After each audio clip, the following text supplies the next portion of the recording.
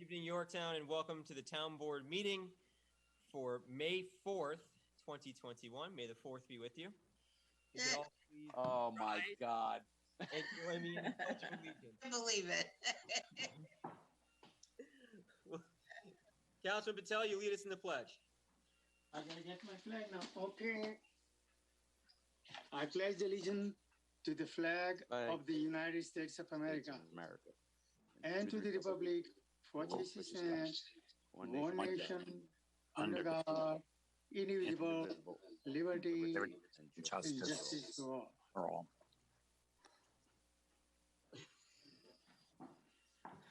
Thank you, Councilman Patel. The 4th be with you. May the 4th be with you. May 4th, all my fellow Star Wars fans out there. Been waiting all year to say that. I know it. Well, Cinco de Mayo. If everyone could just please join me in a moment of silence. We have quite a few people that keep in our thoughts and prayers. It is National Teacher Appreciation Week, and so we send a special prayer for all of our educators. It's also Military Appreciation Month, and as we always do, say a special prayer for the bravest men and women serving overseas, protecting our freedoms. And lastly, for all the moms in our community, all the mothers, grandmothers, great-grandmothers, as we approach Mother's Day. And we say special prayer for all the moms in our community as well. Amen. Amen. Thank you. Two introductions quickly. Supervisor Matt Slater here, joined by Councilwoman Alice Roker, Councilman Vishnu Patel, Councilman Tom Diana, Councilman Ed Lachterman. We have our town clerk, Diana Quast, our town attorney, Adam Rodriguez. I see that we have our highway superintendent, Dave Paganelli, on as well. It's great to see Dave. Begin with reports to the town. We're going to start with COVID. Quick COVID update. Today's report from the Department of Health showed only 3 new cases in the town of Yorktown, which is a great improvement. And our numbers have continued to decline to the point we now have 114 active cases. Excuse me? No. 114 active cases in the town of Yorktown. I'm going to share my screen real quick because we do have an updated vaccination dashboard courtesy of Westchester County. See if it goes up. There it is. And very happy to share that the 10598 zip code at their last count was just about 50%. That's great. Which is great. And our friends in Shrub Oak is just about 40%. You can see that number right here. Mm-hmm. Jefferson Valley. Where are my friends from Mohegan Lake is at 36.6% vaccinated, and Jefferson Valley 41.2%. This is, again, data provided by our partners at Westchester County Department of Health. And as you can see the map here, it also provides, as of April 8th, where if you were looking for a vaccine, you can obtain one. Again, our friends at Taconic Pharmacy is listed, as well as other local service providers, Northern Westchester Hospital, of course, Hudson Valley Hospital, and we continue to work with our partners to provide local options. I did hear from Empress Ambulance as well, and Empress Ambulance is also now been authorized to provide vaccines to the homebound, so we continue to provide as many resources as we can to our residents, and we continue to encourage our residents to get vaccinated. And as we've seen, the numbers continue to decline. Governor Cuomo made a significant announcement yesterday that it's a major reopening announcement coordinated in partnership with the state governments of the tri-state area, mostly that would be Connecticut and New Jersey. Beginning this month, hair salons, barbershops, and other personal care services will permit 75% of indoor capacity beginning May 7th. Up to 500 people will be permitted at outdoor social gatherings beginning May 9th. The MTA is set to resume for the first time 24-hour subway service beginning May 17th.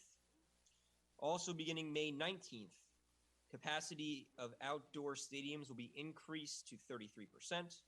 The capacity of indoor catered events will be increased to 250. If proof of a negative test or vaccination is solicited from attendees, the maximum capacity of these events will increase to 500, which is, again, another reason to go get vaccinated. The limit on residential outdoor gatherings will be lifted. Again, this begins May 19th. I'll say that again. The limit on residential outdoor gatherings will be lifted beginning May 19th. The capacity of residential indoor gatherings will increase from 10 to 50, again, on May 19th. The indoor dining curfews will be lifted on May 31st. And capacity restrictions will be subject to the standard 6-foot social distancing restrictions. The 6-foot rule will not apply if proof of vaccination or negative test is solicited from attendees. And so we've made great progress. Still more for us to accomplish. Again, looking at those vaccination numbers. And again, for any questions about local resources, please feel free to call here at Town Hall. My office is always available at 914-962-5722, extension 200, or residents feel free to email me at mslater@yorktownny.org. As part of our local reopening plan, yesterday the John C. Hart Memorial Library and Town Hall welcomed walk-in service for the first time as well. John C. Hart Library is providing walk-in service, normal hours of operation. It was great to see pictures of some of our children of the community. I know my kids are looking very much forward to getting there. My son loves the library. He's dying to get in there. And so we're very happy to see that. Here at Town Hall, as a reminder, walk-in service is allowed between the hours of 8 a.m. to 12 p.m. And we will have, of course, the precautions in place. Once you arrive, we do have an individual who sits in the entranceway, who temp checks everybody in, and then directs you to the office that you are looking for. Also happy to share that we heard from Congressman Mondaire Jones's office regarding our grant for the High-Alex Mills Sewer District extension. That application has now advanced to the Appropriations Committee. Of the 50 applications, we are 1 out of 10 to make it to this designation. So we very much appreciate Congressman Jones's continued support in this important project. From our water department, hydrant flushing is going to begin May 10th through June 25th for sections 4, 5, 6, and 7. And they'll be noticing that in the newspaper as well. From our Parks and Rec department, the seasonal pool passes are now available for sale online. You do not have to go to the Parks and Rec department to purchase your pool pass anymore. You can do it right online, and we are issuing new IDs this year, so you will at some point have to stop by the Parks and Rec department office to get that new ID, but you can purchase your initial pass right online, right on our website.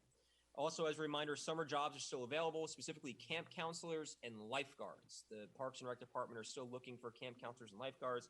Please contact our Parks and Rec department and our superintendent, Jim Moderano, for more details on that. Very happy to also announce that Hudson Valley Hospital Center, our local hospital here right in Peekskill, will be sponsoring the 4 movie nights this summer for the town of Yorktown. And I believe our first movie night was the details had just been released by the Parks and Rec department, but there are 4 planned for this year. Our Senior Nutrition Center received $20,000 from the Westchester County Senior Services. We're very happy and appreciative of that. And working with Noreen O'Driscoll and the Senior Center staff, we're exploring how we can offer transportation as part of our reopening process for our seniors. And so we're going to have more information on that as we develop that plan in greater detail, but that is looking to be the first step that we'll be taking. I do want to thank 86 different groups who came out to participate in the Battle of Yorktown last weekend. It was a great show of community spirit here in the town of Yorktown. Collectively, 8.5 tons of litter were picked up off our streets, which is an astounding figure. But again, to all those who participated in the Battle of Yorktown, and to our refuse and recycling department, Phil Marino and Kristen Shearer and our whole crew. Thank you so much for making this another successful event. We also had I Love My Parks Day on Saturday. And so to our Parks and Rec department and our Parks and Rec Commission and some of our volunteers who came out and tackled Sparkle Lake, Junior Lake, and Blackberry Woods Park up in Mohegan. It was a great exclamation point on our continued efforts to keep Yorktown clean and green. And I know Dan Strauss must be very, very happy on 86 people who came out to help him fight his daily battle against litter. Last few items to share. I just want to remind everyone, when you're going out this weekend with your shopping list, think about Yorktown's farms. Meadows Farm right next to Town Hall just opened, officially kicked off their season this past weekend, and they are now open for the season with some great local produce. We have the most working farms in all of Westchester County, and our local farms are a pivotal piece of our economy, a pivotal piece of our community's history, since we were an agricultural history or farming town for quite some time. So please consider supporting all those local farms, from Hilltop to Fable to Stewart's, and of course Wilkins, and think Yorktown when you're heading out to do that shopping list. And finally, the Garden Club's Mother's Day plant sale is scheduled for this Saturday beginning at 8 a.m. That's going to be over near Suburban Liquors, Wine and Liquor, located in the Yorktown Green Shopping Center. And all the proceeds go back to the community in supporting their efforts to plant some wonderful flowers and greenery throughout the community throughout the year. And lastly, one more time, a very special Happy Mother's Day to all the moms out there, especially my wife, Kelly, my mom, and my grandmother, and who've been just so supportive throughout this my tenure here. But to all the moms, wishing everyone a very happy Mother's Day, to Diana and to Alice as well, and hope everyone enjoys a very special day. Thank you. And that concludes my report to the town. We'll go to the town board. We'll start with Councilwoman Roker. I just wanted to remind people of one thing that you talked about, and that is the vaccine shots. Even if you don't live here, but you work here, they can still give you a call and you will still help. They don't have to live here. They just work here. You will help them find a place. You know, I know you did it for the people who work for the diner. Yes. And oftentimes people don't know that they think that they have to live here. No, if you work here, we want you to get vaccinated. Agreed. And yes, we did partner with the diner. We actually also partnered with the SBA, the Yorktown Small Business Association, and the Chamber of Commerce to get the word out more to one of our local pop-up clinics that we've been holding here at the Cappellini Center. But 100% agree with you, Councilwoman Roker. Anyone with any connection to the town of Yorktown is welcome to utilize us as a resource to receive a vaccination. Thank you. Councilman Patel? Okay, let's just start one little thing. What Councilwoman Alice Roker said, anybody who is a New York State resident can get the vaccine from Yorktown. Make it very clear. And I would like to tell the people, those who are at home, maybe they should call the town hall, and they should also have information and town clerk office. So, you know, this way they are sure that they are eligible to get the vaccine from there. Now, there is something else. I'm changing the subject.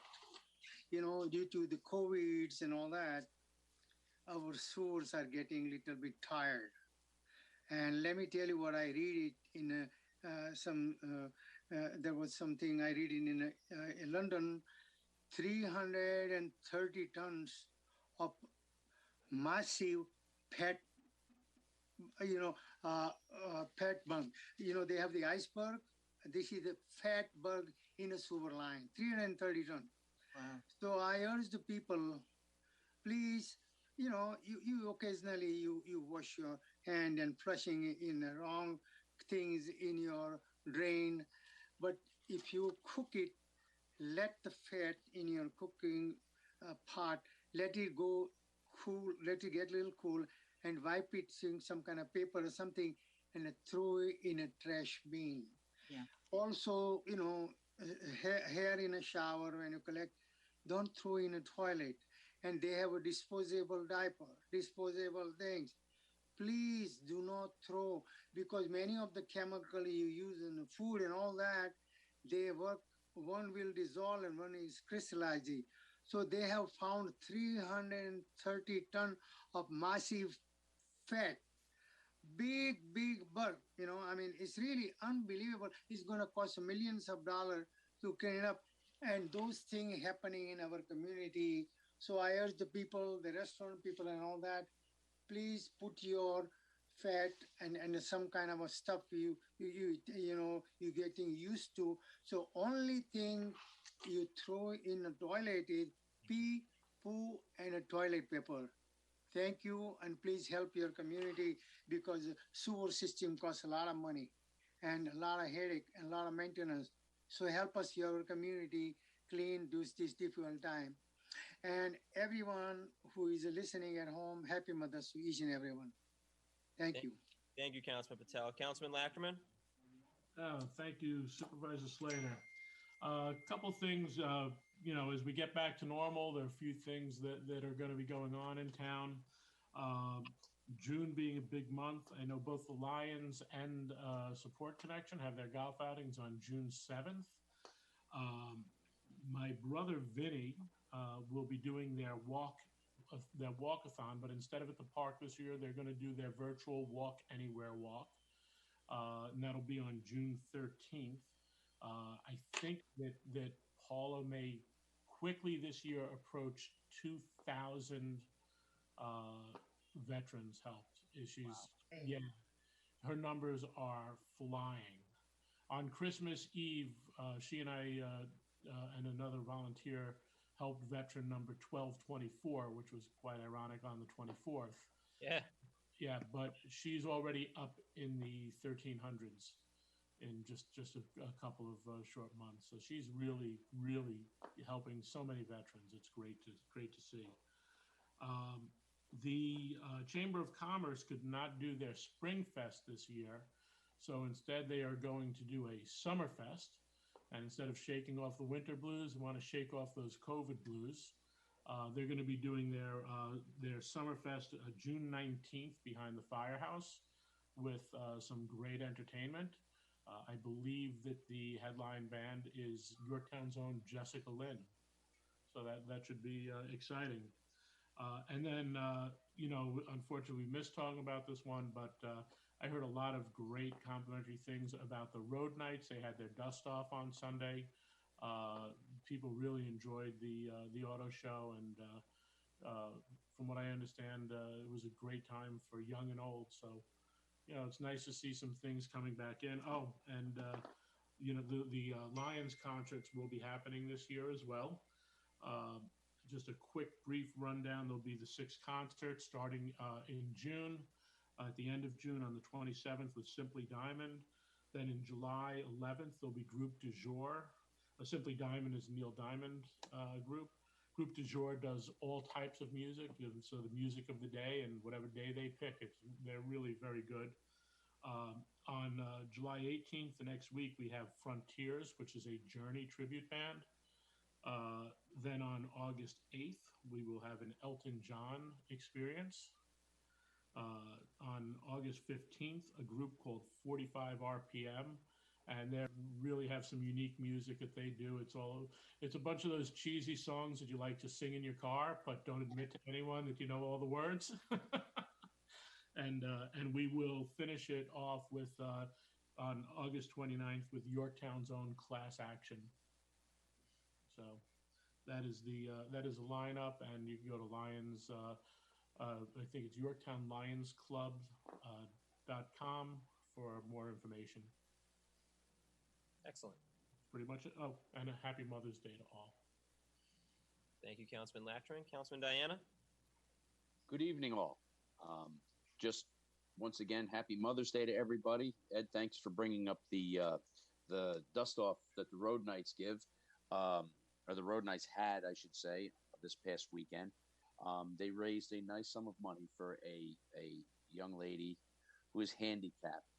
The Road Knights are a group that has cars, classic cars, and raise money and give it basically all away to people in need. Other than their little bit of operating costs that they have. So thank you to the Road Knights for putting on such a great thing, and for the people who came there and that donated to this young lady with a handicap.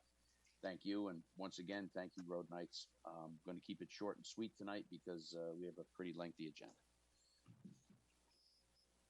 Thank you. Great organizations in Yorktown like the Road Knights, right? Yep. Absolutely.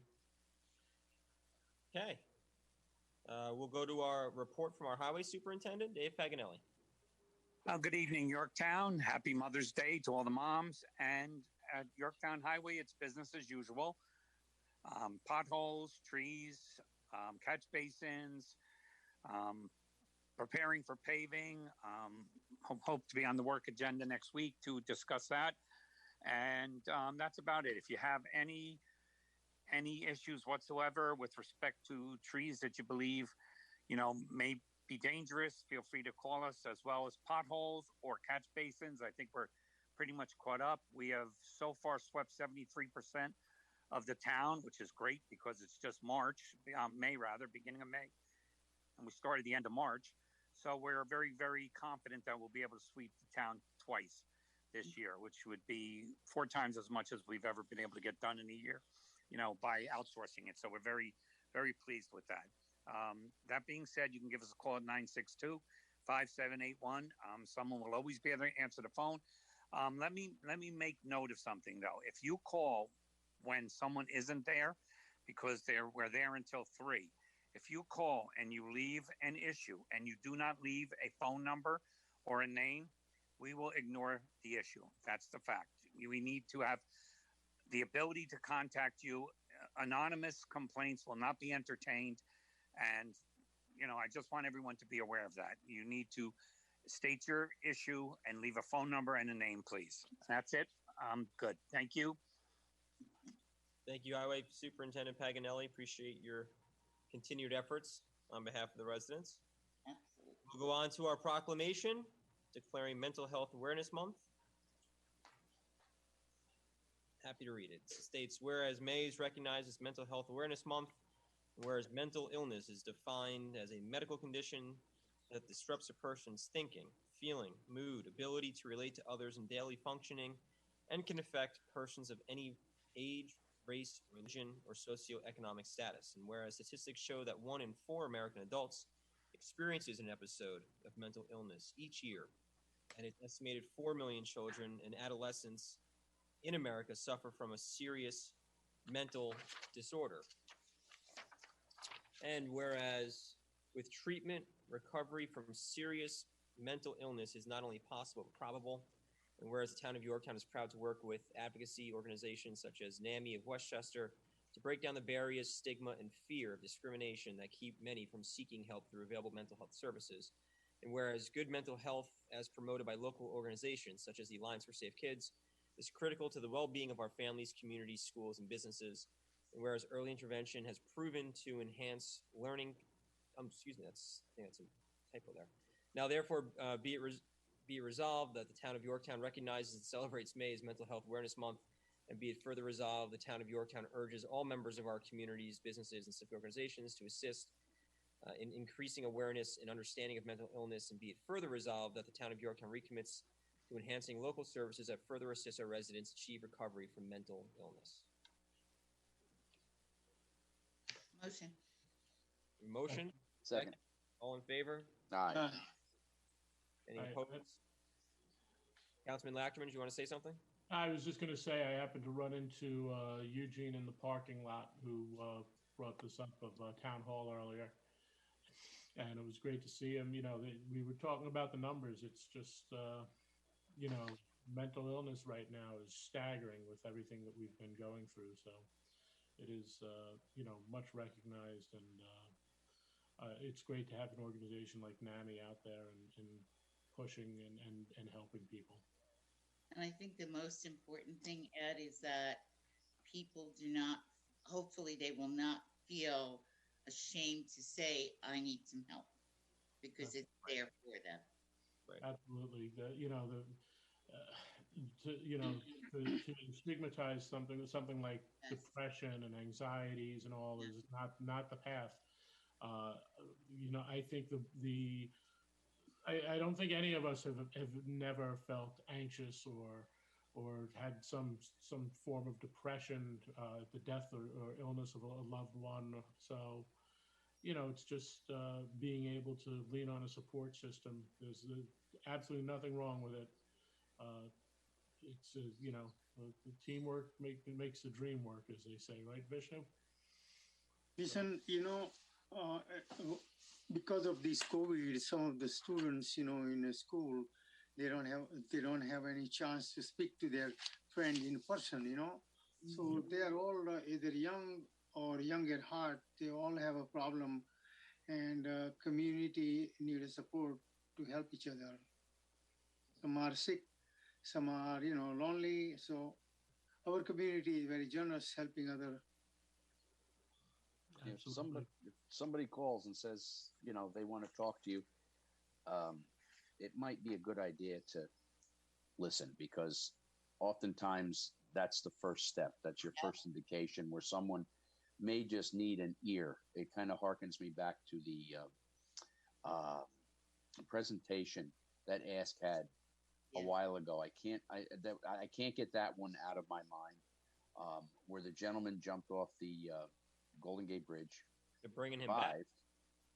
Survived, thank God. But if someone had stopped to say to him, "Are you okay?" he never would have jumped. That's all it would have taken.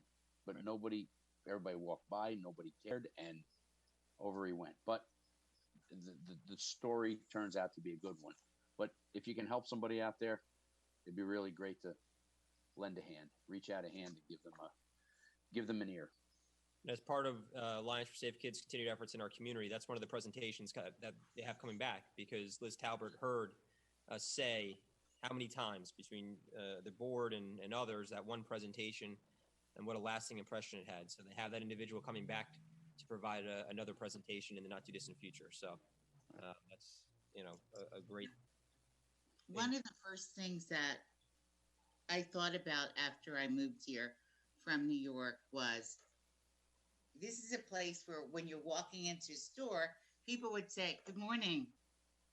And, if you're from New York, it's like, what? And that's, hopefully, we're back to doing things like that. Yeah.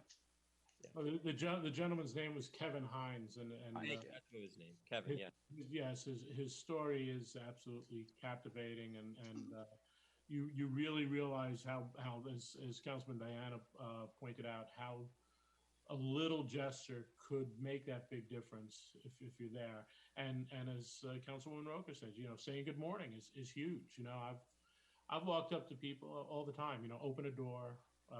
As my mom taught me to do that, and say good morning, let someone go in front of you, and it's like, wow, thanks, you made my day. It really does. Yes. Yep. Well, Denise Ness is selling those Be Kind T-shirts. Yes. Over at her shop launch in the Jefferson Valley Mall, and that goes to support Alliance for Safe Kids, and they've sold a bunch of them. And I think that's what it just boils down to. It's just being nice to one another, or being good neighbors, as we've talked about during this pandemic, being caring neighbors. And maybe the board needs to get one and we all wear them. I've got one. I think I've got two at this point, to be honest with you. Okay, I'm going to get one, and we're going to wear them at the board meeting. You got it. No problem. I love it. All right, let's go to personnel. We're going to appoint Katie Hugh, Librarian 1, as a lateral transfer from the Tuckahoe Public Library to join the John C. Hart Memorial Library. We're going to reappoint Tom Schmidt to the Tree Conservation Advisory Commission and accept the resignation of John Kinkart from the Planning Board with thanks for his many years of service to the town. I believe he served on that board for at least a decade, and we thank him for his service to the town. We have a motion? So moved. All in favor? Aye. Aye. Any opposed? Great. We'll now welcome our Poet Laureate, John McMullen.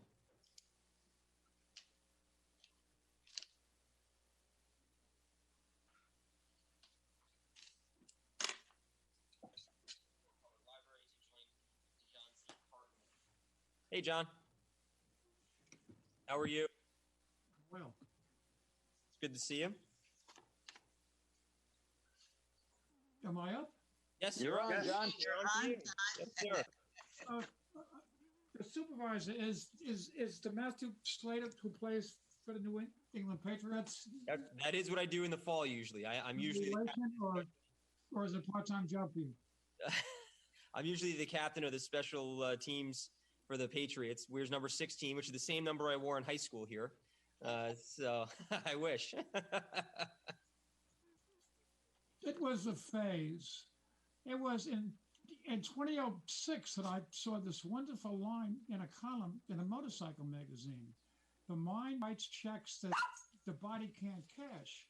Not as memorable, perhaps, as Call Me Ishmael. It was the best of times with the worst of times. The beer I had for breakfast wasn't bad, so I had one more for dessert. Jackie Robinson is a credit to his race, the human race. All lines that moved me, from Herman Melville, Charles Dickens, Chris Christopherson, Dick Young, but it grabbed me and held me and still holds me. It made me a poet.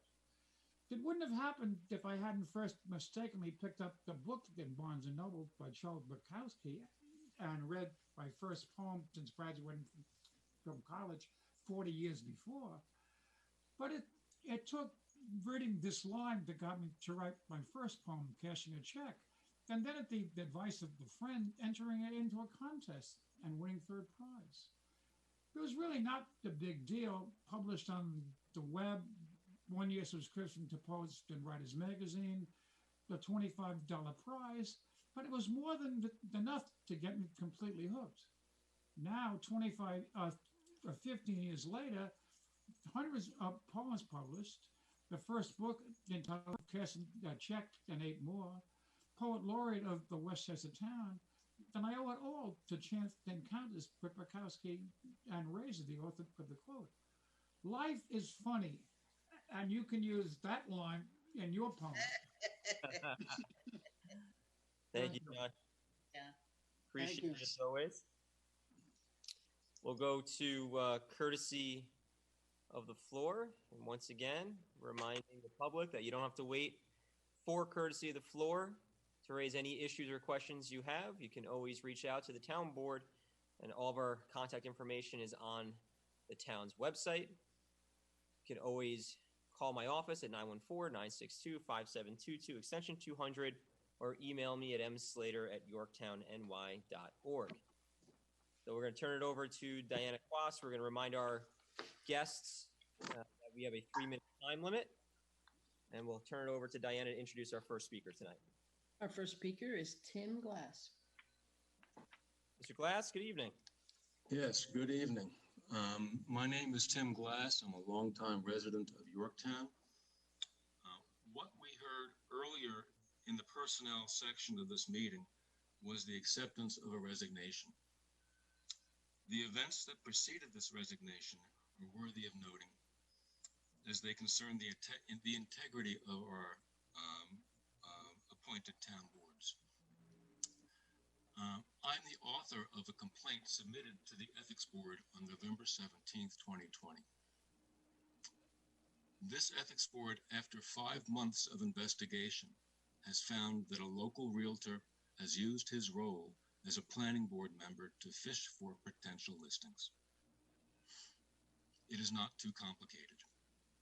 A Yorktown Planning Board member participated in discussions and resolutions regarding a subdivision project on 11 separate occasions over 7 years.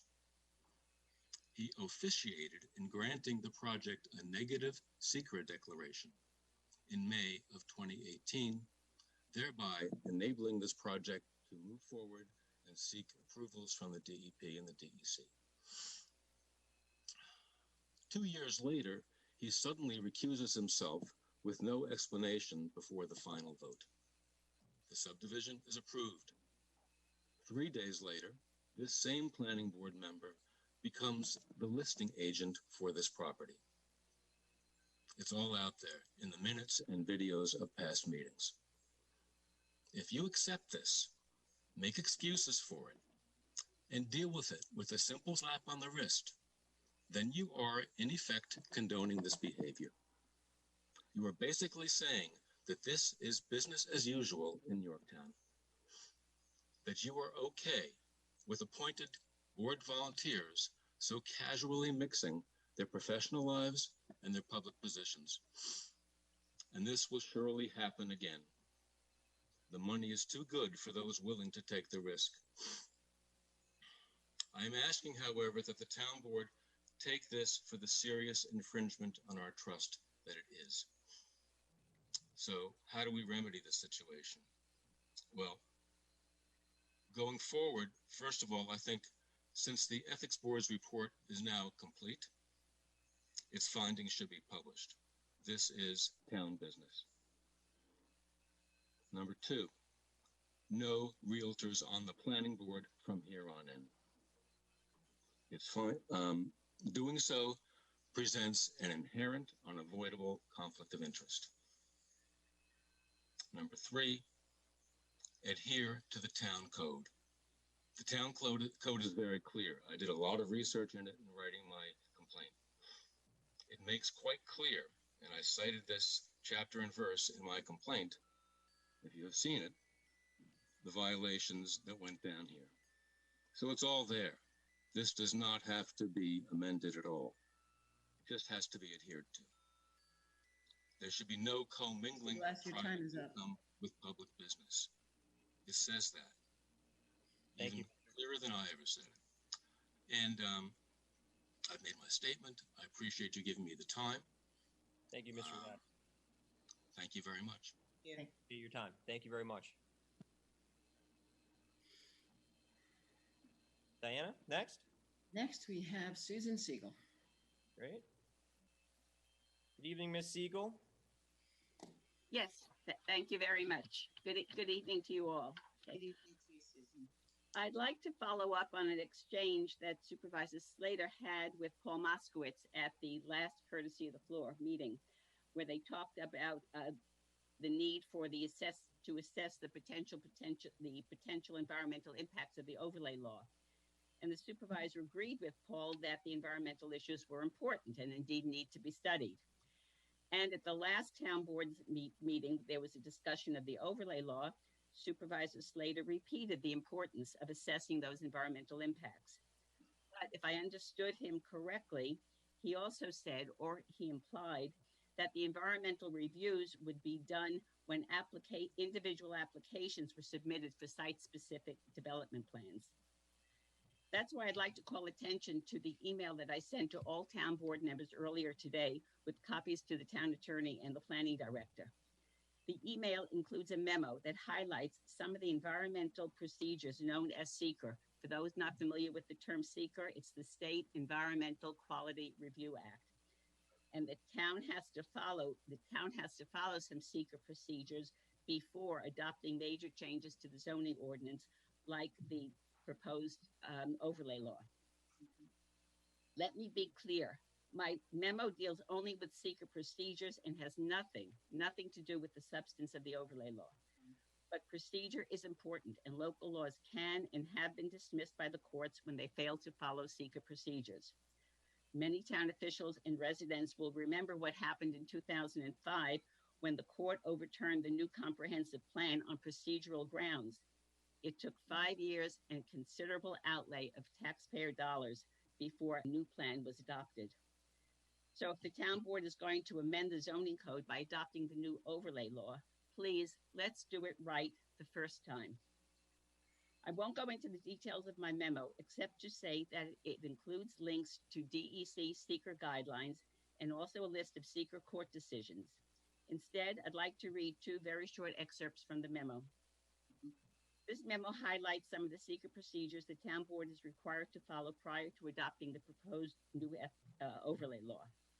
The town has not, as of this date, followed SEQR procedures relating to the required preparation of a full environmental assessment form, referred to as an EAF. Without a properly completed EAF, the town board will not be able to make a required determination of significance prior to adopting the proposed overlay law. While I don't expect a response to my memo tonight or any comments on the subject, I do believe that at the next town board meeting, Yorktown residents are entitled to answers to 3 simple questions.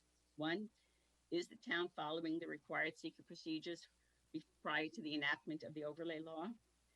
2, if yes, please explain how. And 3, if not, please explain going forward how the town does plan to comply with seeker. Okay, that concludes my comments. But I'd also like to ask a question. I'm so delighted to hear about the governor changing all the restrictions on capacity. And I think opening up town hall is great. Has the town board considered, in light of the governor's new guidelines, whether town hall will be open, board meetings, town board, planning board, zoning board, etc., will ever return to being open in public? Zoom is great, but I miss the coffee and the cookies that we would get at a town board meeting. Time's up. Seeing everyone in public. So I look forward to that date, and I just hope that it can come soon. Thank you. Thank you, Ms. Siegel. Next. Next is Jenny Minton and Tony Grasso.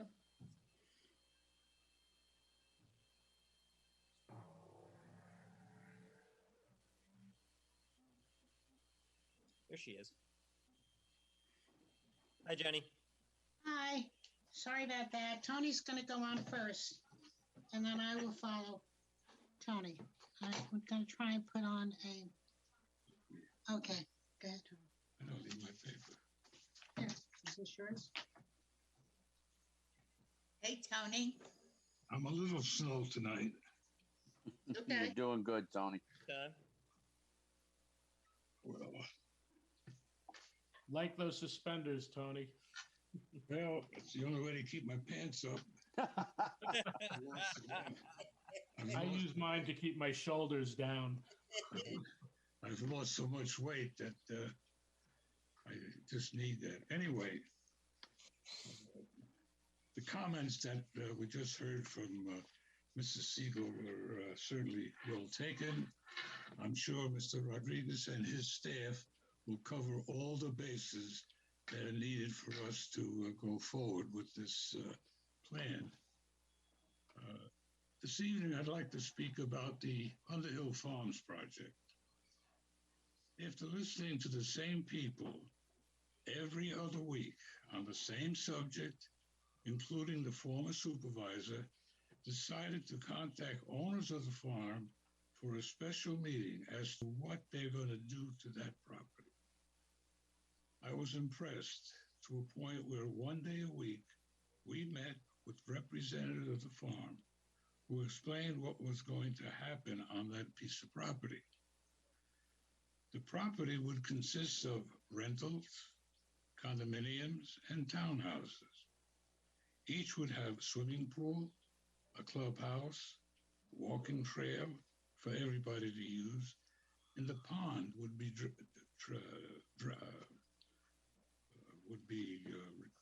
cleaned and a fountain put in the middle of it. A traffic study was done, and the intersection would be made over to handle any extra traffic during the morning and evening hours. I must compliment the town board for hiring its own traffic consultant, and possibly from 2 consultants, an agreement can be reached, and the project will be senior-friendly in all respects. As part of the HUD deal with the senior center, there would be parking on the land owned by the farm. Otherwise, there'll be no senior center, as I understand the agreement with. Now, the other thing is the emergency access to the back of Beaver Ridge does not exist. In talking to the police, to the fire department, emergency vehicles cannot traverse that property. So the farm has decided they would have access to their property, which will bring you to the back. Also the EMS and the police and any emergency equipment that is needed. a recent article from the Yorktown News, an idea from one of the planning board members who just resigned, which I'm sorry to hear, was maybe this plan should go to the planning board first. After all, let's face it, they handle these things on a daily basis. And when they're finished with their recommendations, you turn it over to the town board and see if they concur with the findings. And let's keep in mind that the overlay plan has been in the comprehensive plan for over 10 years, and it's not something new. This shows in the minutes. I heard the bell, Diane. Thank you very much. Thank you. Thank you for that time. I could go on, but it wouldn't be fair to other people. Thank you. Thanks, Tony. Thanks, Tony. Thank you, Tony. And may I say, his hearing is outstanding because I didn't hear it. Well, his hearing is pretty good at times. He hears what he wants to hear. And next. All men have that trick, Jenny. That's what I'm like. I have to go through it every day. I think I repeat myself 3 times most of the time. Now I guess I have my 3 minutes. Unfortunately, some of this is going to be repetitive because, as you know, Tony and I both have, I guess, the same ideas, but I had to put my feelings down. Sure. Also, now that he's finished his speech, I'll let you know how I feel. This started only a few months ago or maybe longer when I first heard about this project. I can't tell you how happy I was when I heard it. It's been a long time coming for senior living. As most of you know, I'm a member of the Senior Advisory Committee. And one of our main topics, which is brought up very, very often, is the housing for our seniors, who are many, including myself and Tony, and most of you know how old we are. We're ready to downsize, but I can't move out of this community. Taking Tony mostly out of this community is tough, and taking me out of this community. We've been here since the 50s, so we've been here a long time, and we're both very, very active. After reading the information published in your local newspapers, I was really very, very disappointed. I said, oh my gosh, they're going to tear that beautiful mansion down? They're going to ruin everything. Our history is going to be gone. I mean, we have so much history in Yorktown, and a lot of people don't know that, but a lot of people do. I couldn't believe what I was hearing and what I was reading. So as most of you know, I had to put my nose out there and I had to find out for myself what was going on. After asking around, I was invited to attend a meeting at Soundview to view the main house and a tour of the property. I was amazed, and that is not a strong enough adjective to explain what I saw and what I heard. What was explained and what they were going to do was like a dream that finally came true. A senior-friendly place. When you talk about fake news, that's what I had read in the papers. I know that before a project is completed, there will be many, many meetings, many conversations, many changes, many things in the plans that have been shown to us, but at least it's a start. We are going to have a choice of rentals, condos, and townhouses, walking trails, community rooms, pools close to shopping centers. Something for everybody. If you want to go to Florida, you can put the lock in the door and have a condo in Florida. I mean, it's just unbelievable what was going to happen. And people ask, housing will be priced at market value. Market value, we don't know what it's going to be like from here to tomorrow or next month. Will they be expensive? Well, it'll be market value. But you have to understand, if you're going to sell your house, that's going to also be market value. So there's no, I mean, if I bought my house at 17.5, 3 bedrooms, bath and a half, I mean, at that time, we didn't know whether we could afford it or not. Right now, there's a bidding war going on with all the houses. Let's not I'm sorry, am I finished? Let's not forget that they're going to give us parking for the new senior center that will be on the Beaver Ridge property. Without this project, we wouldn't have a senior center. Without parking, no center. And this is great for Parks and Rec. I know a lot of you know where Parks and Rec is, and they'll be housed in that senior center. They won't have to have a tarp over the roof. They don't have to have an umbrella in the office. So after attending this meeting, I asked if we could have meetings. I asked if we could have meetings like this for other people in Yorktown, so they could see and hear just what was intended for this property. So for the last couple of months, I did just that. Every Thursday at 11 o'clock, we had meetings for anyone that was interested. And most everyone that attended were amazed at what they saw and heard.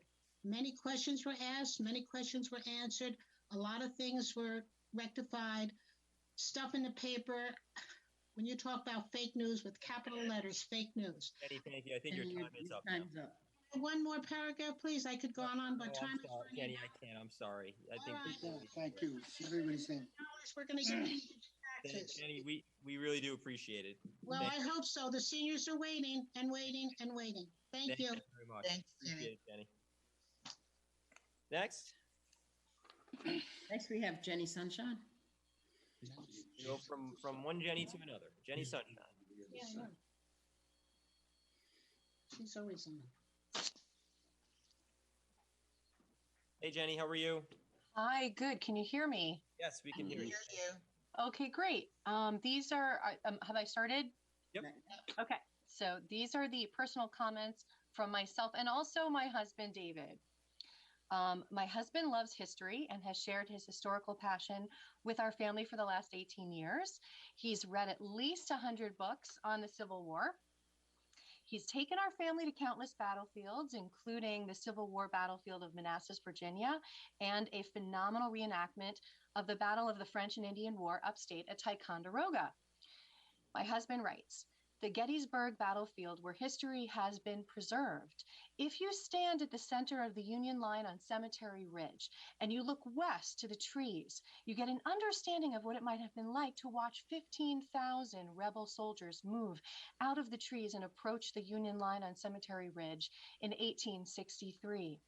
There are other local places like that too, other historical landmarks here, like Muscoot Farm, the Lasden Estate, the John Jay Homestead that seemingly transport you back in time when you visit. My husband writes, similarly today, when a person visits the Underhill Estate and walks among the various outer buildings and trees and pond and mansion, a visitor today can get the feeling of what it might be like to be there in the mid-1800s. But if you build 21st century buildings on the land, then you just will ruin the historical treasure that is the land and the buildings. And once it is destroyed, it can never be recovered. What all of these special places have in common is how that they are preserved as a whole. There are no apartments built on these places. You will not find apartments at the Statue of Liberty or at the Lincoln Memorial in Washington, D.C. The Underhill property is our crown jewel. It's Yorktown's living history. It's our White House. It's our Monticello. It is morally right to leave the Underhill property as it is. What makes it special is everything that it is right now. It's your duty, town board, to keep this property intact as is and work with Unicorn Contracting to realize that they have purchased what they've purchased and to stop this development of this property as they've imagined it and to find ways to preserve it the way that it's been done since the Underhill family owned it. Unicorn can create a school, make a creative space, public trails, an educational farm, a museum, a retreat, a bed and breakfast, or just sell it to someone who would do those things. It would not be hard to find another buyer if need be. So, Mr. Paul Guillaro, if you are here today, I speak to you. You are a successful businessman with successful projects and at least 2 lovely buildings here in Yorktown. You do not need to develop this property as you've designed. You could make history here by helping Yorktown preserve our history. Please preserve all of the Underhill property, how it's a gateway to our town, the farmhouse, the Italian mansion, the pond, the 900 trees, the outbuildings, the wetlands, its entire character, or please sell it to someone who will. Thank you so much. Thank you, Jenny. Thank you. Diana, who do we have next? Next, we have Sergio Esposito.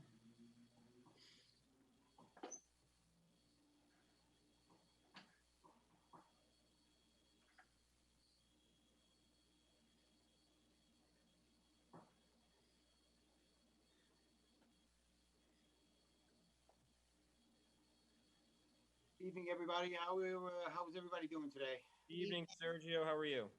Doing well. I just wanted to jump on the meeting and speak about some events that happened at the chamber.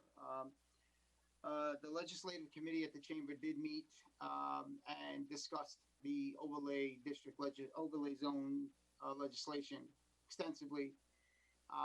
And I know that we were asked if the chamber was behind it, and the legislative committee felt it would have, a positive impact, and something that's absolutely necessary in revitalizing our main streets, so we could keep the pace with other municipalities in our area, and beyond that. But so anyway, we passed our recommendations on to the board of directors, and the board of directors stand behind the overlay district, and we all felt that, and I'm conveying the message that the town board should proceed with the overlay legislation, expeditiously. I mean, of course, with due diligence, but we should get moving before we get left behind. Secondly, we also reviewed the Soundview project, and I understand Jenny spoke so eloquently about it. We also believe that it would be necessary.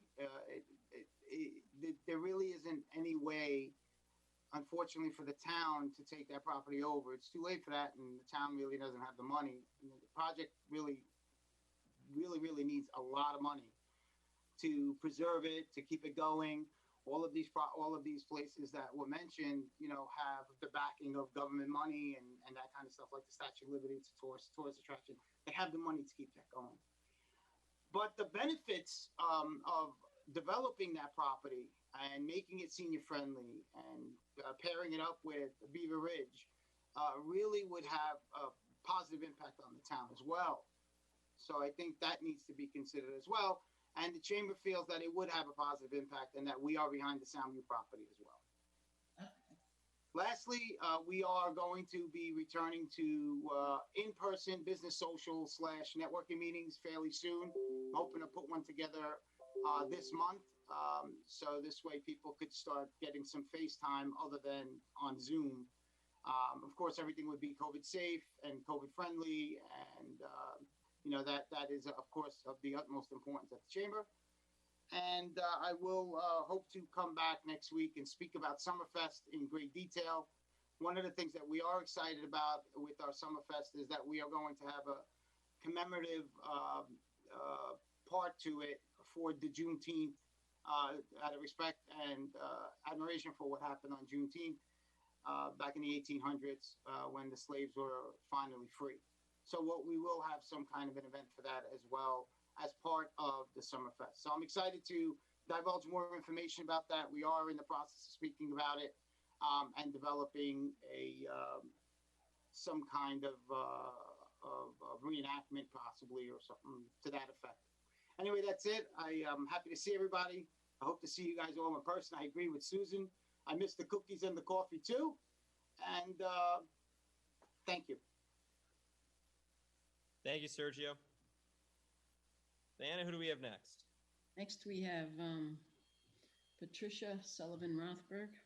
Great. Good evening, Trish. How are you?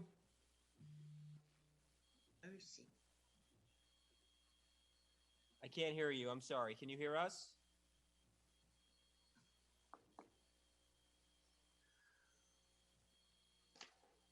Where is she?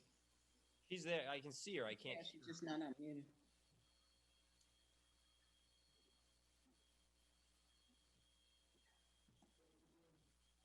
But she's not muted.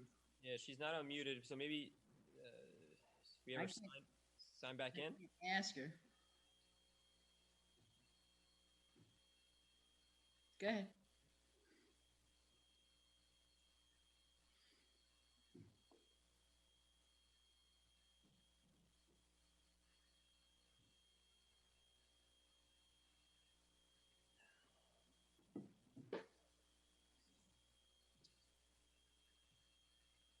Do we have anybody else in the waiting room?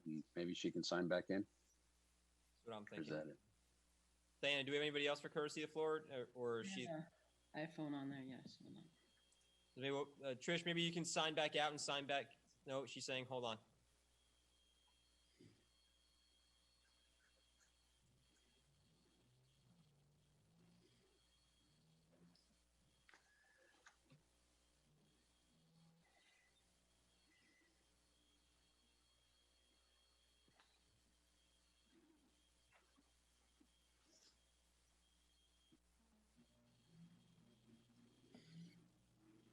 Why don't we have Trish? Why don't we have you sign back out, then sign back in? In the meantime, we'll go over to Lonnie, and we'll have him speak. Okay. Okay. We'll go to Lonnie. Good evening, everybody. Thanks. Evening, Lonnie. How are you? Well, I wanted to just mention a couple of things. The first is I see on the agenda is the resolution to go to the public hearing with regard to the establishment of the Hallett's Mill Sewer District and project. I just want to say that I'm very happy the project moves forward. I want to thank the board. I want to thank the engineers involved, Sharon and Dan now. I want to give a shout out to Tom Myers, our bond counsel, who helped me very much during the course of planning. And I see he is vital to the project. I also know that we can't move forward without the partnership and the cooperation of the county. And I want to thank Vedat Gashi and Colin Smith, and also now, hopefully, partnership with the federal government in Mondaire Jones. It just shows if we can all work together, things can get done. Secondly, I want to indicate that I guess it was about 2 weeks ago. It was right after the verdict, the Chauvin verdict. The supervisor, Matt, indicated, and to a degree I agree, that now it was good that we have this horrible chapter is over. But I just wanted to stress and add, and I hope you all share with me the belief that although this dark chapter may be closed, the fact is that the book is still open, and that these chapters going forward are not as dark, and we hope that they're not as dark and bleak, but we hope that they're filled with hope, and that we can learn from these terrible events, and that these events will stop. And lastly, I just want to mention, again, I appreciate the board making the proclamation regarding mental health. And one thing I would just stress, and part of the proclamation talked about, I believe, 1 in 4 people suffers on a regular basis. If you think about it, instead of looking at stark numbers, if you say 1 in 4 people, you're really saying one person in every family, because most families are comprised of 4 people, at least. So let's look at it that way as well. And I think if we do, we will move forward. And I appreciate the comments that Ed made, that Tommy made about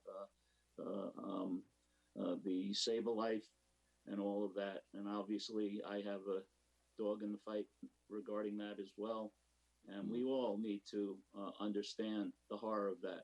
On a lighter note, if you take that same statistic, that means one of you on the board may have a mental health issue, but I won't go there. Anyone who's who are you referring to, Lanny? Who? Anyone who's run for re-election, maybe. We have to have a sense of humor too. I mean, but we have to also be very, very, very human in this in treating this issue. And thank you very much for the time and courtesy. Thanks, Lonnie. Thank you. Patricia? To Trish, there? I think I made it in. I appreciate your patience. Of course. We see you, Tish. Thank you. I'd like to comment on last week's town board discussion on the proposed overlay law. I watched it on TV. The overlay law was on the agenda so the town board could discuss the comments it had received from the advisory boards and commissions about the law. But that's actually not what happened. What did happen was the board spent a full hour explaining why Yorktown needs an overlay law. We already have an overlay law, the one you passed last November. So why did you spend an hour going over the same law you adopted 6 months ago? No one was suggesting that the law you passed last November should be repealed. I was curious why you didn't discuss the comments and feedback from the referred out agencies, such as ABACA, the Advisory Board on Architecture and Community Appearance, Heritage Preservation Commission, Planning Board, Conservation Board, Community Housing Board, Westchester County Planning Board. Thanks to the Freedom of Information Law, I was able to see copies of those comments, and I think all the boards supported the overlay law. Support for the law was never an issue, but agencies had very specific feedback and suggestions that could clear up some confusing provisions and strengthen the law. And I just want to go over a couple of examples that I think are worth discussing. Both ABACA and the Heritage Preservation Commission raised issues concerning the listing of historic and unique structures in the law. Including this list in the law renders the law regularly out of date, as the list of historic structures is fluid through attrition, demolition, and other factors. Secondly, the Heritage Preservation Commission asked why the law proposes to A, set up a duplicate and redundant route to historic designation within a design district overlay zone when the local Preservation Code 198 spells out how designation occurs today. B, the commission asked why the law proposes an additional designating entity, the town board, and referrals from ABACA, versus the established role of HPC. And C, they asked why another designation type, unique buildings, versus the existing landmarks and homes of historic distinction is being proposed. The third issue that I thought was important was the planning board raised several serious procedural issues regarding potentially conflicting and duplicitous roles of the town board and the planning board. Both the Community Housing Board and the Westchester County Planning Board suggested that the law include a set-aside provision for affordable housing. And lastly, the Conservation Board specifically recommended that the Soundview property be removed from the proposed Yorktown Heights overlay district because its development would result in, and I quote, a full build out of this property will have significant adverse environmental impacts. Isn't it your job as leaders of the town to lead a thoughtful discussion of the comments, the implications, and the recommendations from the numerous agencies weighing in on this proposed law, which is most likely the most significant piece of legislation the town has considered in decades? Trish, your time is up. I have one last sentence. You did acknowledge that the town, I quote, is tired, out of date, and seen better days. So where is your demonstration of your leadership and thoughtful analysis to create a law that has the potential to change the future look and the feel of the community? Thank you for your extra time, Diana. Appreciate it. Thanks, Trish. Anyone else, Diana? That is all I have. All right. Good. We have a motion to close, courtesy of the floor. So moved. Second. Favor? Aye. Aye. Any opposed? Any comments from the board? Well, I'll just respond to Trish about why we didn't read those comments. All of them will have to be read during the public hearing for the local law. I thought our discussion last week was purely a discussion amongst board members. And Alice, I also believe, didn't you ask John to take the questions and put them into a right what am I looking for? PowerPoint, so we could go through them and have everything organized. Yes. So yeah. So and we cannot not read them. They will be read, but they'll be read during the public hearing. That's what I'm trying to say. Right. Can I just make a comment? If somebody you want to say something and run out of time, we can also accept the written their comments, so that will complete whatever the statement they want to make. Absolutely. And as we said earlier, they don't have to wait until Thursday to make their statements or comments. They can email us at any point during the week or call us at any point during the week. You know, I don't know if any of these folks have been to the project. I have been. I've looked around it. I've checked it out. I offer you to go there, meet, make a phone call, meet with these people, and actually go over the plan with them on what they want to do there. If you haven't been, if you've been, then it's a moot point. You could always reach out to Jenny Menton. She's the those, and it is a very special property. It's a good point, Councilman Diana. Seeing it, understanding it. I never saw the structures in the back before I walked that property.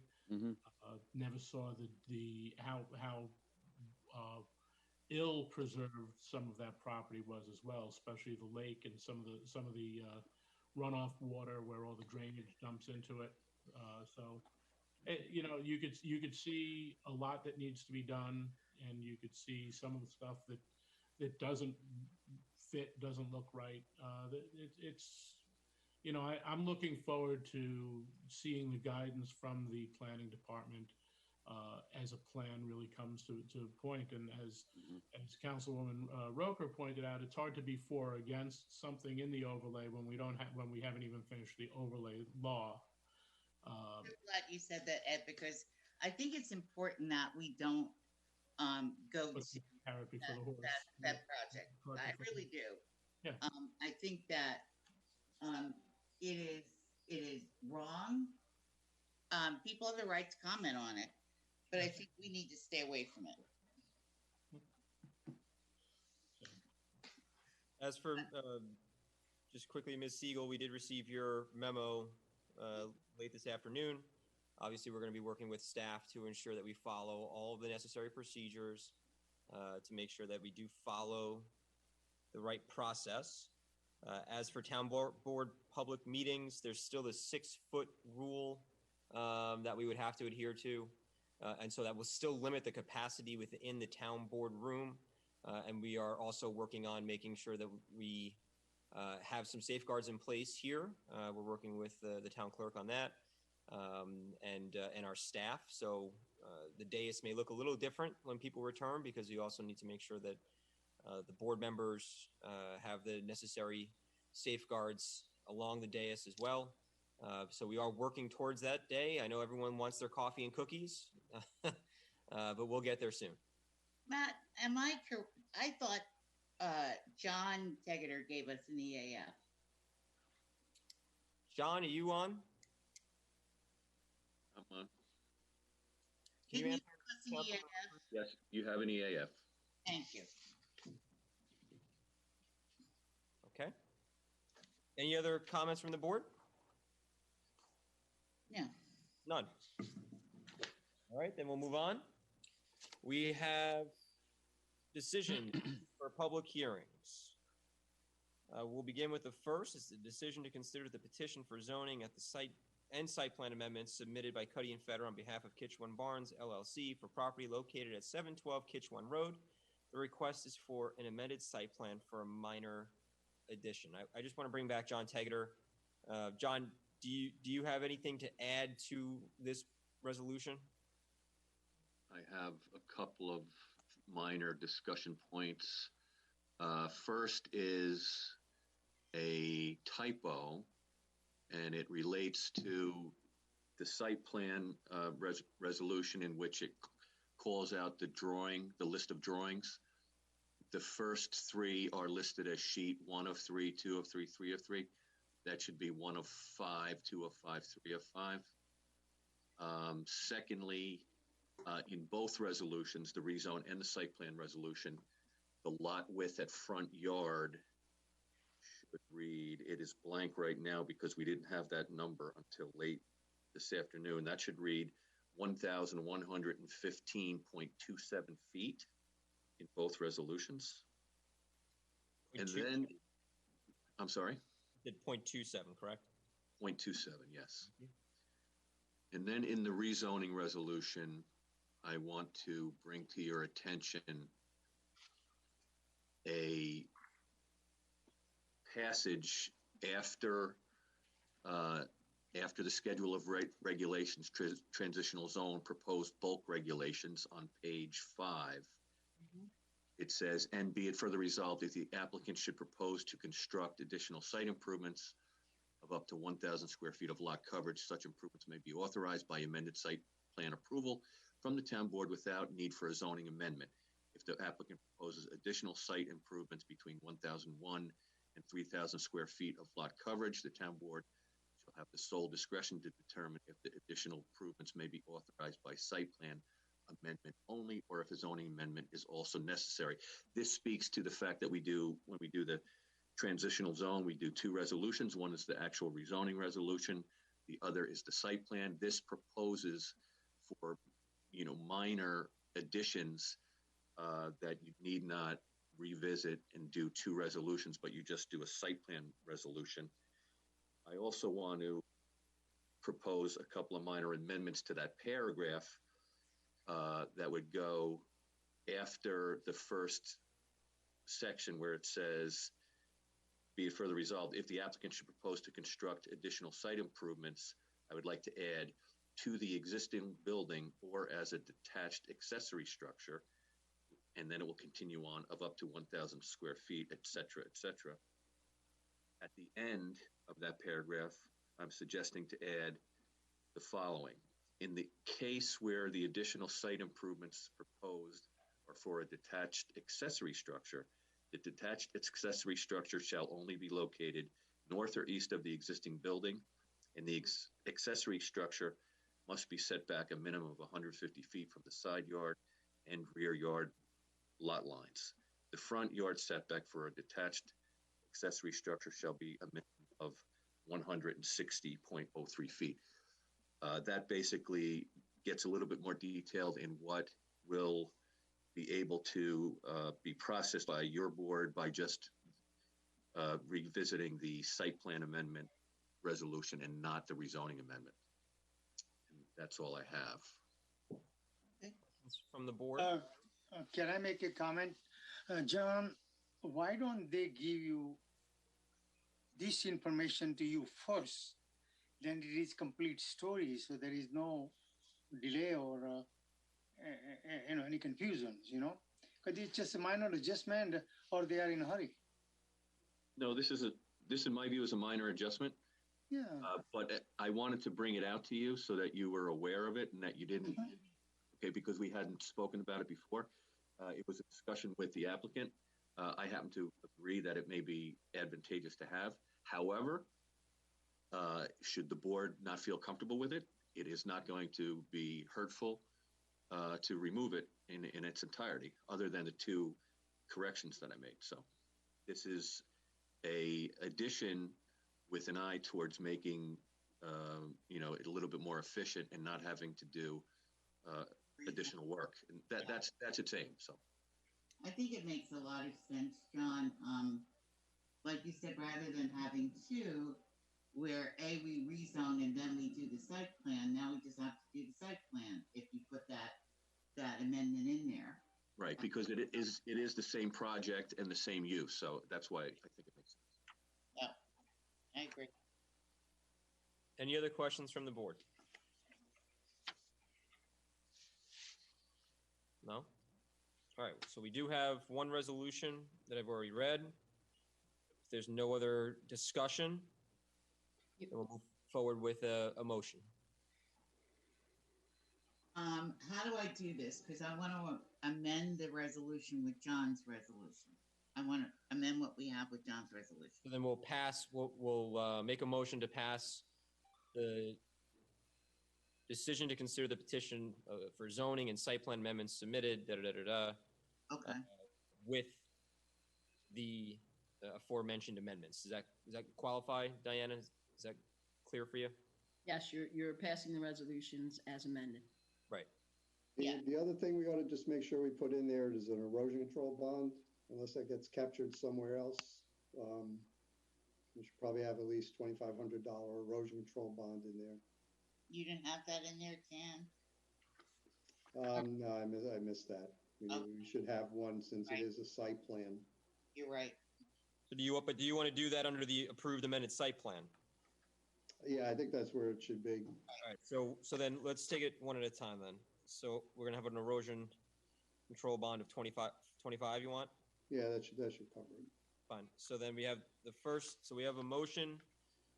We're gonna make a motion regarding the decision to consider the petition for zoning and site plan amendments submitted by Cuddy and Feder on behalf of Kitchewan Barnes LLC with the aforementioned amendments.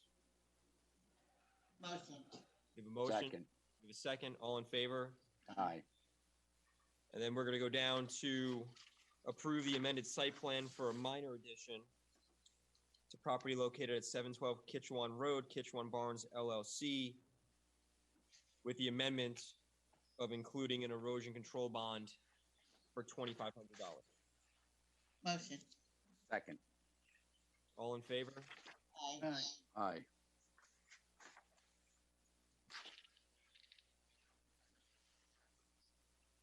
Then we will move to, let's see, that does it. All right, so that's 712 Kitchewan Road. So that's completed. And now we'll go to, sorry, did someone say something? No? So decision to consider the wetlands and stormwater permit application submitted by Christopher and Amanda Collier for the construction of a new house on property located at 2572 Gregory Street. John, is there anything, John and Dan, anything that you would want added to this, or is this? I have no additions or amendments to this one. By the way, did we confirm that they went back to the Tree Advisory Commission? Wasn't that one of the things that we asked them to do while we were preparing this? I believe that they did. We did. I know that we've referred all of our latest information to them. Okay. Dan, anything you wanted to add on this, or?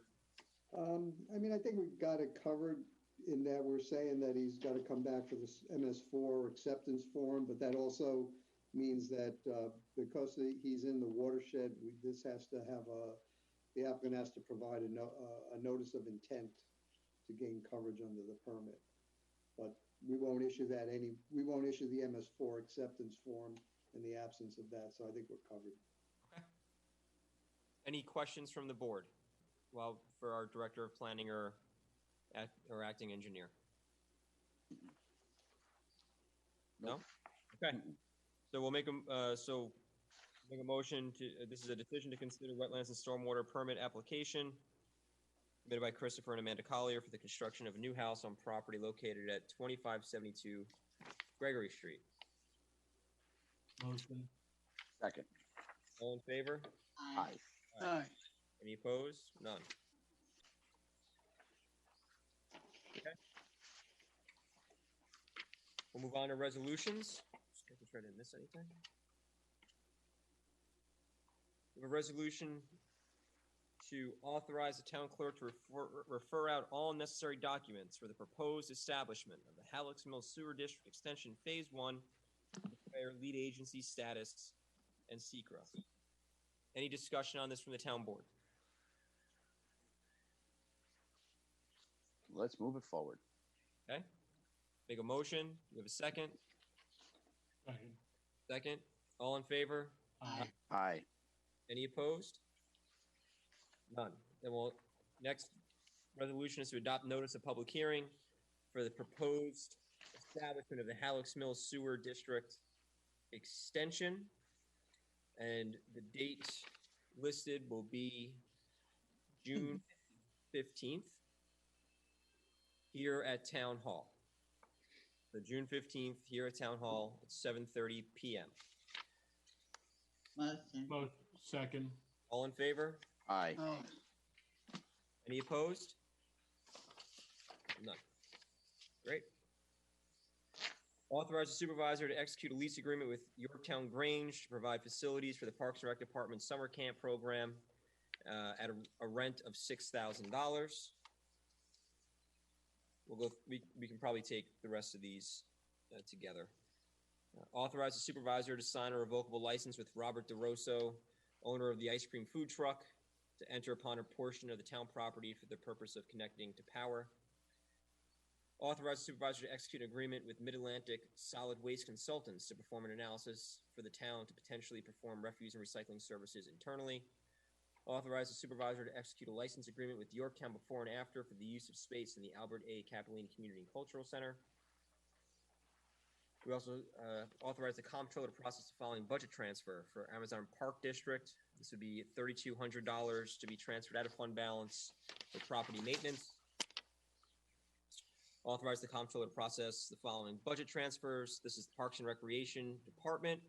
This transfer is $16,200 out of the camp programs transportation because we're not providing busing, and moving that into camp programs contractual services for the purpose of renting tents for the 3 summer camp locations. This is part of our COVID compliance. Authorize comptroller to process a budget transfer. This is also Parks and Rec. We are going to be transferring $14,600 from camp programs trip booking because there's no travel camp to parks equipment. This is going to allow us to purchase a dump trailer, a still power broom, and security surveillance equipment. Authorize the comptroller to release escrow deposit for driveway permit number DR 1237 in the amount of $500 for work done on Madison Court. Authorize the supervisor to sign a contract with Precision Fence and Automated Gates to install fencing around the generator at the French Hill Pump Station. As an aside, I forgot to mention this in my announcements, but we did have that generator fully installed up at the French Hill Pump Station. Right. Which is great. That's good. Very. Authorize the comptroller to accept authorize the comptroller to accept check number 11445 in the amount of $5,100 to serve as the required cash bond for the Orchard View Realty Major Subdivision. And then we have several from the Highway Department, extended bid for asphaltic laid-in place to Kecht Construction Corporation, an award bid for the asphaltic laid-in place milling section of the bid to Intercounty Paving Company, Inc. Extend bid for pavement markings to Accent Stripe Highway Department. Extend bid for street light maintenance and repair services to Hanover Electric. Extend bid for traffic light maintenance and repair to NY Con Corporation. Award bid for T-shirts and uniforms for use townwide in Parks and Rec Department. And I'm very happy for this last one because it's been on my list for quite some time. And this is to award a bid for asphalt repair by the Water Department. And this will be awarded to Morano Brothers Corp of Croton. And this is specifically for asphalt repair on state roads following water main breaks. And that ends the resolution. So we have a motion to accept. So moved. Second. All in favor? Aye. Any opposed? Motions carry. Is there any other business before the board? I'm sorry, we have monthly reports. We'll make a motion to accept monthly reports from the Building Department, Finance Department, Receiver of Taxes, and Town Clerk. Can I ask before we go? Yes, sir. Do you know, or anybody can tell me, how much money, how many percentage the taxes received? Because this is our new, first years the town and the county. How many percentage? I don't have that percentage offhand. The tax receiver's office was still processing the payments because it was only the due date was Friday at the end of the day. So they were still processing. Okay. I'll provide that information. I'll make a point, Councilman, to provide that information at our next meeting. No, I will call them up because, this is really, it was a pretty long time. And every time we suggested that, give them guidance that you can send it by mail or come over there or electronic. Yeah. So this is really good, Yeah. I'm sorry, Diana? I'll forward the report to him tomorrow. Excellent. I can tell you anecdotally that they did receive a very high amount, but I do not have a specific percentage of what was turned in. But they, again, anecdotally, they were very confident that it was a very good reporting. Well, last year as well, during the height of COVID. Yeah, absolutely. And this year we made sure to take more time to educate the residents on the different ways to pay their taxes online, Dropbox, so on and so forth. So we have believe Councilman Roker made a motion to accept the monthly reports. Second. We have a second. All in favor? Aye. Supervisor Slater, I know, we forgot to mention something in the beginning. I don't know if everyone saw the article that Trader Joe's is now announced as the specialty grocer coming to the Lowe's shopping center. So I think that's great news. I know that makes my wife very happy. Doesn't have to drive down to Hartsdale or over to Danbury anymore. And welcome Trader Joe's to Yorktown. Yeah. And we don't have to say we can nor confirm nor deny that is the store that is coming to the Yorktown. That is correct. we no longer have to take the fifth. That's right. The building plans were submitted at the end of last week, and we had a local reporter foil that information and publish it. So it's a very, very exciting announcement for the whole community, and we're looking forward to seeing the progress. Over at that pad, they were pouring the foundation this week, so you'll be seeing a lot of action. They're going to move fast on that. So, yep, exciting stuff. Yes. And thank you to all who made that happen. It was a team effort. All right. With that being said, we'll make a motion to adjourn. So moved. Second. All in favor? Aye. Aye. Have a great night, Yorktown. Good night, Yorktown. Night all.